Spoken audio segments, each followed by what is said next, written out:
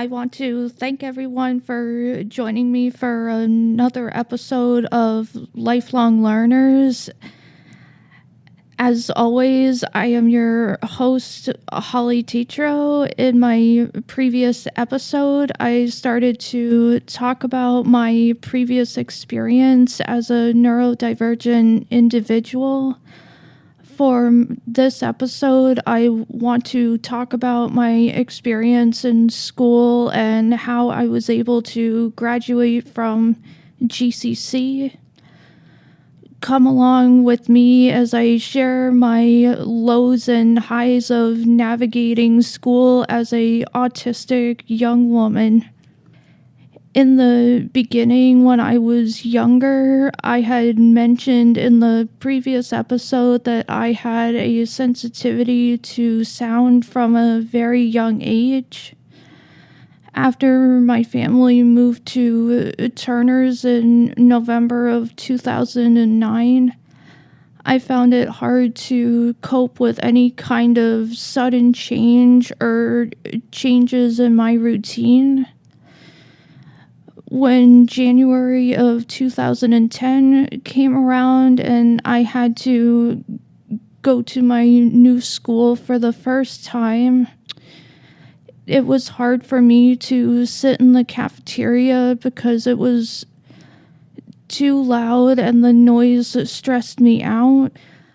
I did not tell any of the teachers at Sheffield Elementary because I was already being picked on for who I was, and I didn't want to draw any more attention to myself.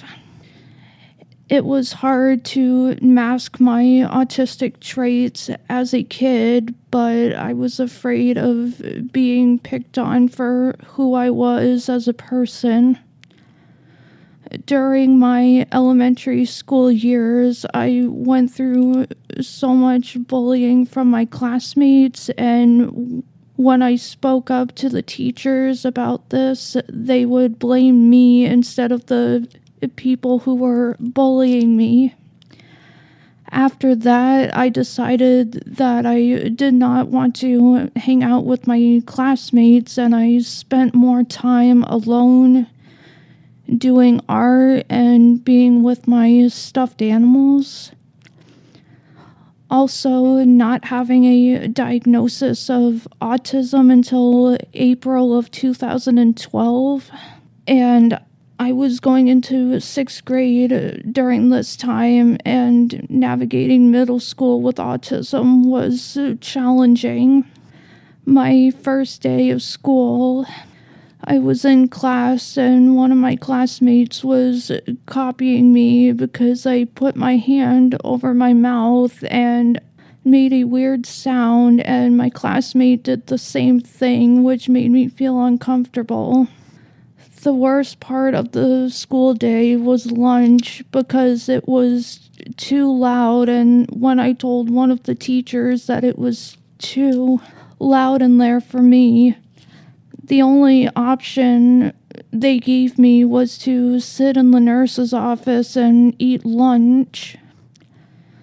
I found myself many times having to pass as neurotypical because I started to realize that many of the teachers did not understand what autism was. It wasn't only in the classroom where I felt like I had to blend in. Even having conversations with people my age in school was challenging. It was hard for me to make eye contact with the other person.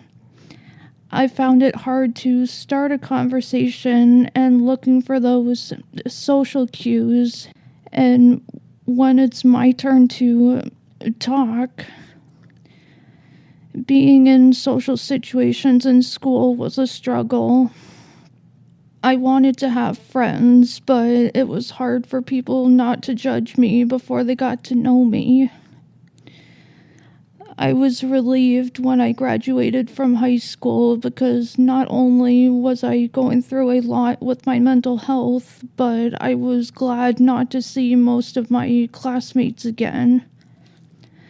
I spent 2 years after I graduated from high school working on job skills, and I became a dual enrollment student at GCC.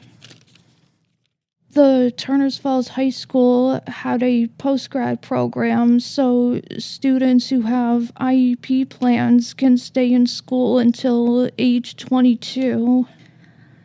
In 2019, I wasn't ready to be done with school. I knew after everything I had went through in 2018 with my mental health that I wanted to help others who were in similar situations. I started unmasking my autistic traits in 2018, and it was hard trying to finish my senior year of high school because I always had that question in the back of my mind. What are other people going to think when I am trying to self-soothe? I was finally put in the Life Skills and Transitions program because my mental health had deteriorated to the point where I couldn't be in a regular classroom.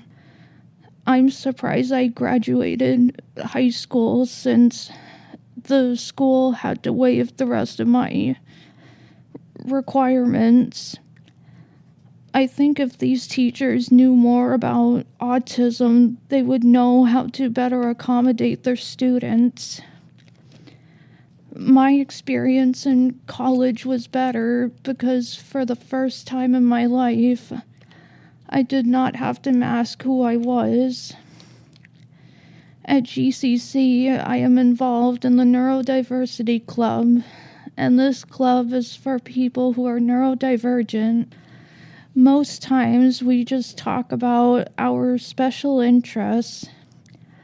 Other times, we meet to plan events at GCC for people to better understand what neurodiversity is.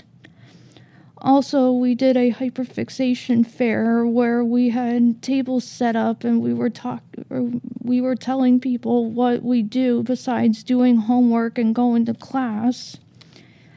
Having a club in college where you can meet other people who are neurodivergent has helped me to come out of my shell and accept myself for who I am.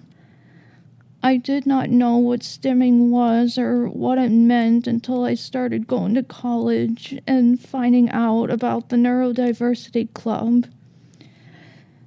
I have a place where I can talk about my special interests and I can stim without being judged for it. Being in college, but also graduating from GCC doesn't mean that my journey with autism is over. It's just beginning, and what I mean by that is that I will continue to speak up for people who are neurodivergent. Everyone, regardless of who they are, deserves a fair and equal education.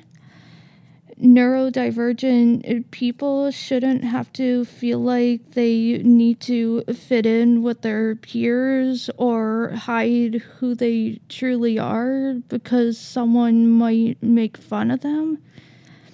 It would be boring if everyone was the same. Being different isn't a bad thing, and don't let anyone else tell you differently. I was told multiple times in my life that being different wasn't okay. Once I finally let that part of me go and started to embrace my autism, stimming, and sensory issues, it was easier for me to educate myself on all these things, but also find coping skills that worked for me in times of stress. When I was going to GCC, I was bringing multiple bags because I needed my fidget toys, my art supplies, and my school supplies. I couldn't just bring one bag. It had to be 3 bags, so I had everything I needed since I spent the whole day at GCC. There were times that I would get asked, "Why do you bring so much stuff with you?"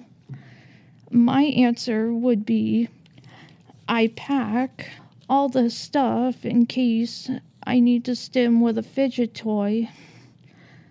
I have this thing where I can't travel without my stuffed animals. Also, I like having my sketchbook with me.